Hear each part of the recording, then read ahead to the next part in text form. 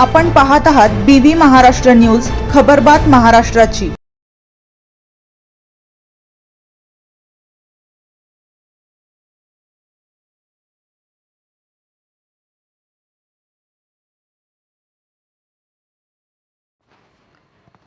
धामणगाव येथे जलजीवन योजनेच्या चौकशीसाठी आमरण उपोषण सुरू।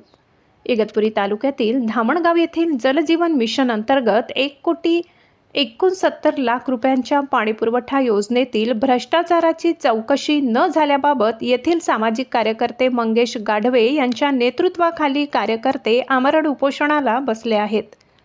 धामणगावात 1,69,00,000 रुपयांच्या जलजीवन मिशन पाणीपुरवठा योजनेमध्ये झालेल्या निकृष्ट दर्जाच्या कामाबाबत आणि भ्रष्टाचाराबाबत काही दिवसांपूर्वी तक्रार केली होती।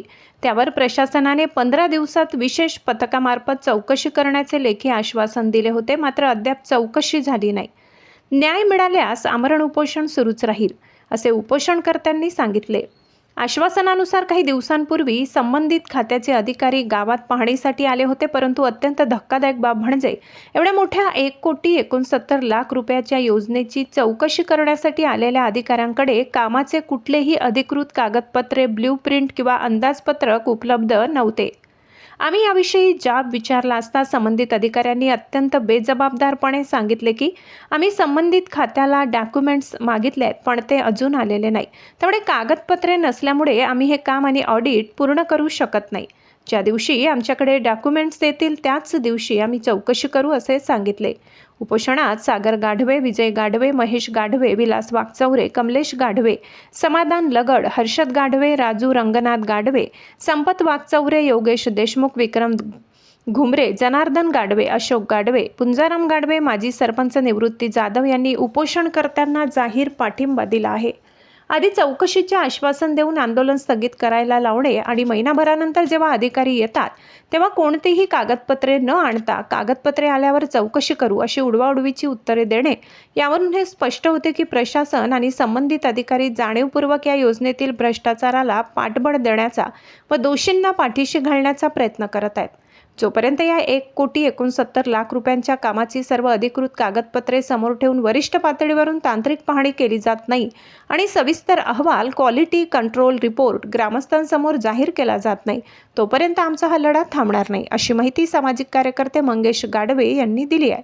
BV न्यूज महाराष्ट्रासाठी विभागीय संपादक लक्ष्मण सोनावणे।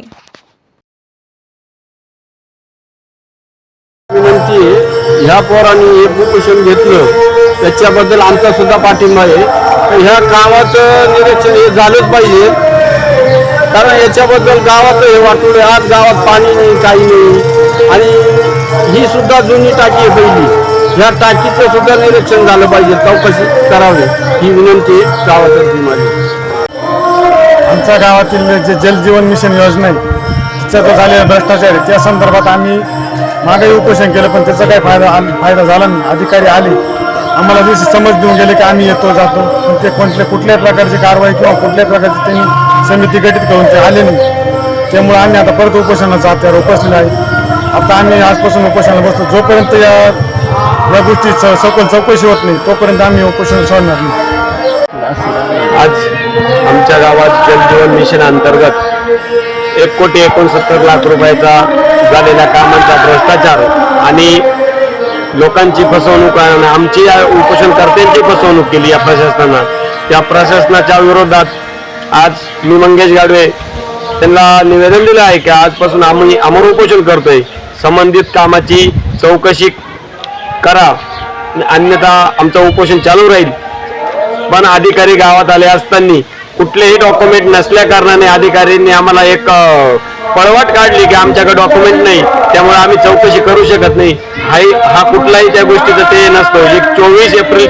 24/4/2026 रोजी आम्ही उपोषण केलं होतं, त्यावेळेस संबंधित अधिकाऱ्यांनी आम्हाला पत्र दिलं की आम्ही 15 दिवसात चौकशी करू, पण कुठल्याही पत्राची दखल त्यांनी घेतलेली नाही। 15 दिवस उलटून आज 1 महिना झाला, पण त्यांनी या पत्राची काही दखल घेतली नाही आणि आमची एक फसवणूकही झाली. लोकांना आज पाणी प्रश्न गावात एवढं ते असताना लोक विकत पाणी घेत्या आणि आज 1,69,00,000 रुपये गावाला मिळूनही प्रत्यक्षात पाणी नाही. 2022-23 ची योजना असून एकदम निकृष्ट दर्जाचे कामं झाले. संबंधित अधिकाऱ्यांनी कॉन्ट्रॅक्टरांनी याच्यात मोठा गैरव्यवहार केला असं आमच्या निदर्शनात थोड्या प्रमाणात येत आहे. पण जोपर्यंत या कामाचं संपूर्ण ऑडिट आणि संपूर्ण चौकशी होऊन गावासमोर अहवाल येत नाही तोपर्यंत आम्ही कुठलंही उपोषण सोडणार नाही ही आम्ही त्यांना ग्वाही देतो. आमची मागण्या पूर्ण करा, आम्ही उपोषण त्यावेळेस सोडू. तोपर्यंत